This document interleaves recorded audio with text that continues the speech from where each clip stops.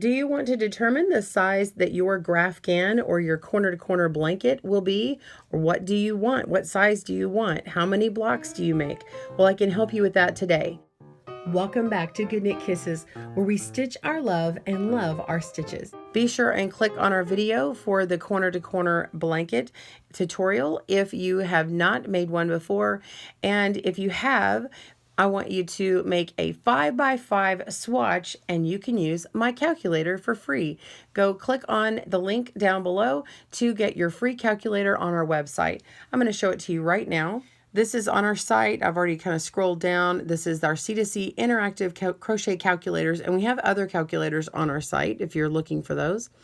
If you want to know how many squares in your Graphghan to do, you're just going to scroll down here. Make sure that you make a swatch. You want to make sure you make a swatch that's 5 blocks wide by 5 blocks long in the intended yarn and hook. You want your Graphghan or a corner to corner. And if you have already started on your blanket and you've just crocheted past getting all those, you do basically about 9 rows in order to get that.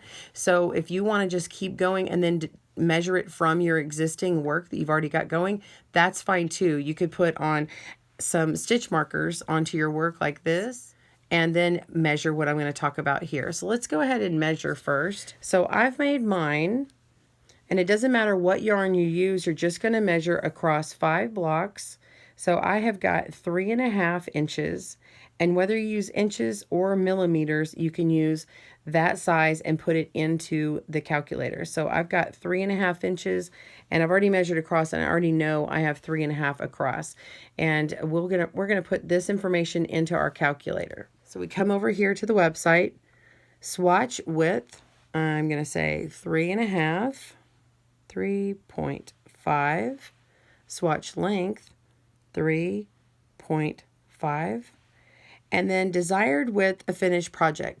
Let's say that I want it 36 inches wide and I want it 48 inches long. Maybe I don't want a square.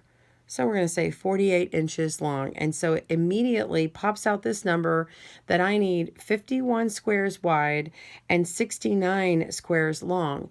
So if I want to use a graph, then I would count out how many that is, kind of block that off, and then I could start coloring in my design that I want to fit into that graph. Isn't that cool?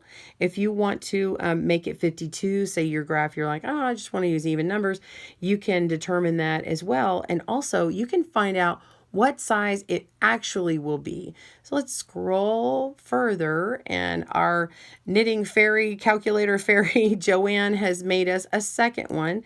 And all you need to put in is your swatch width again. So we're going to put in 3.5, and our swatch length 3.5, and go down to the number of squares across. And that one said 51. But let's see what it says when I hit 52. And then the number of squares down, what did it say? 69. Let's say we want to make it 70. What is it at 70? Okay, because maybe I can remember 52 by 70. Maybe that's easier for me, right? So we're going to go here, and the finished width of the project is going to be 36.4 inches by 49 inches. That's awesome. What if I made it exactly how it told me? What size would I end up with? 51 by 69.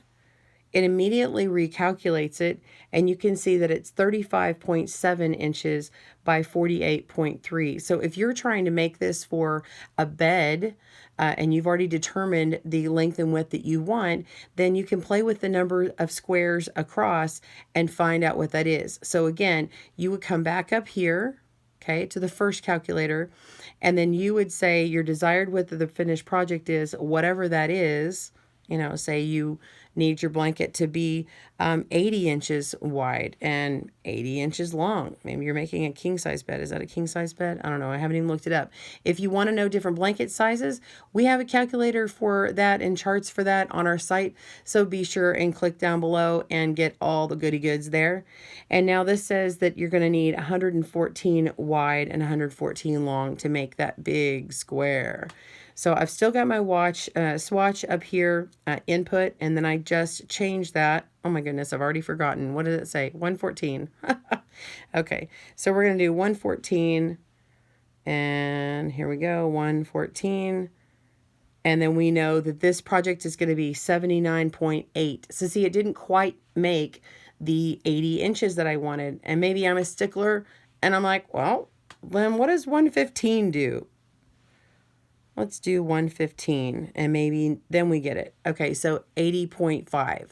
So that is according to the swatch that you measure. Make sure that you're very accurate on how you measure your projects. And you can put in fractions.